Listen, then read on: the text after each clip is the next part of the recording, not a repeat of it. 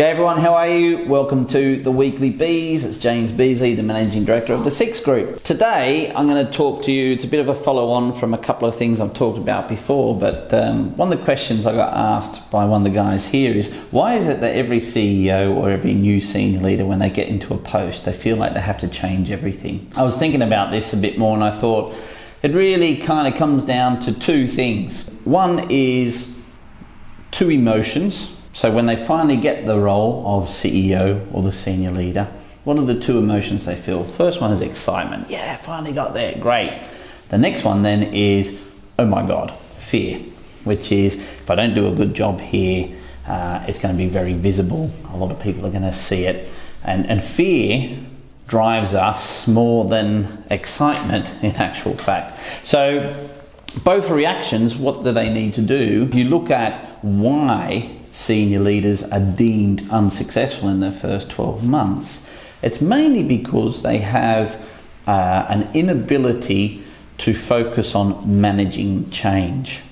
And that comes back to what are the two things that help new leaders and CEOs when they come on board. And the first one, I think, is their ability to recognize that they need to adapt their leadership style. What I mean by that is a lot of leaders get to a leadership position because they have been able to lead in a certain way. They have their own personal style. And sometimes they just forget that in actual fact, a different context requires an adaptation, so a different leadership style. And you've heard me talk about context a lot before. Context determines the playing field you're on.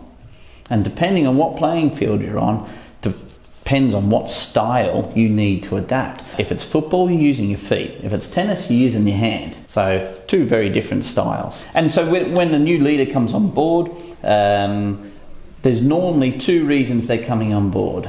So why do they want to change everything? Well, one reason is because they do need to change everything because there's a big problem with the company and they're brought in as a turnaround specialist. So in that instance, fine.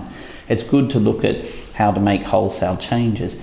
But what about in the case, which is actually a majority of the time, where the company is actually doing really, really well? How many times do CEOs and new leaders take the time to actually assess what is in front of them? It might be a case that the organization is actually doing really, really well, and that the role is not to come in there and make wholesale change, but the role is actually to leverage what has already been laid before and really just take it to the next step further. So the first one is context.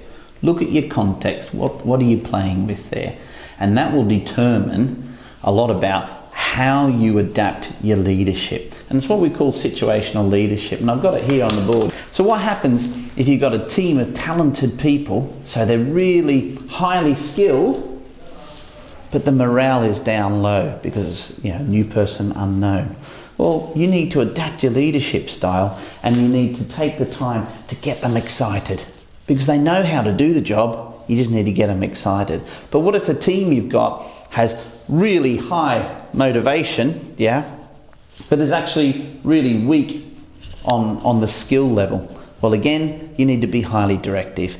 On the other instance, where they're really low on skill and really low on motivation, well, I'm afraid that will actually mean stop there, a big change out in new blood. And of course, the holy grail is, wow, this one here. If you get a highly motivated team, highly skilled, well, your leadership style would be to leverage that so you can really keep the company going.